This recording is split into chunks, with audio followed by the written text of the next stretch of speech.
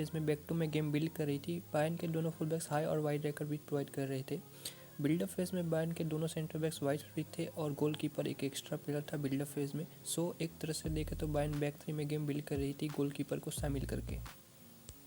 FC Bayern के buildup phase में front to के साथ प्रेस कर रही थी। डीसी यूनाइटेड के फ्रंट टू नैरो थे और सेंटर बैक्स के फ्लीट होने की वजह से सेंटर बैक्स को अच्छे से प्रेस नहीं कर पा रहे थे। डीसी यूनाइटेड के फ्रंट लाइन बायर्न के बैक थ्री के सामने 3 वर्सेस 2 डाउन थी। बायर्न के पास बिल्डअप फेज में नंबर एडवांटेज था एंड बायर्न बिल्डअप फेज में बॉल पोजीशन डोमिनेट कर रही थी।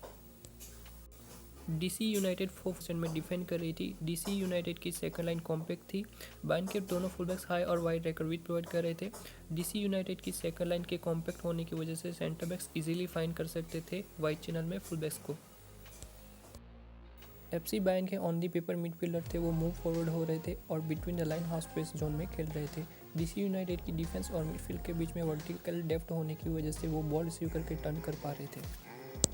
डीसी यूनाइटेड की मिडफील्ड कॉम्पैक्ट और थोड़ी सी नैरो होने की वजह से वाइड चैनल में फुलबैक्स के पास स्पेस थी एंड वो आसानी से डीसी यूनाइटेड की सेकंड लाइन को बाईपास कर रहे थे।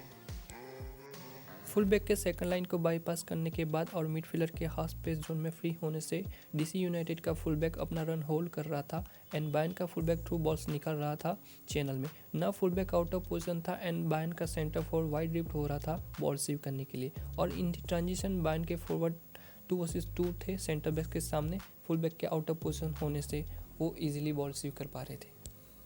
मिडल थर्ड बिल्डअप फेज में बायर्न के सेंटर फॉर नैरो ऑपरेट कर रहे थे और मिडफील्डर हाफ स्पेस में हाई पुश कर रहे थे। बायर्न के मिडफील्डर्स हाई रहकर डीसी यूनाइटेड की बैकलाइन को होल्ड कर रहे थे और तब सेंटर फॉरवर्ड ड्रॉप इन करके आसानी से बॉल रिसीव कर रहा था सेंटर बैक से।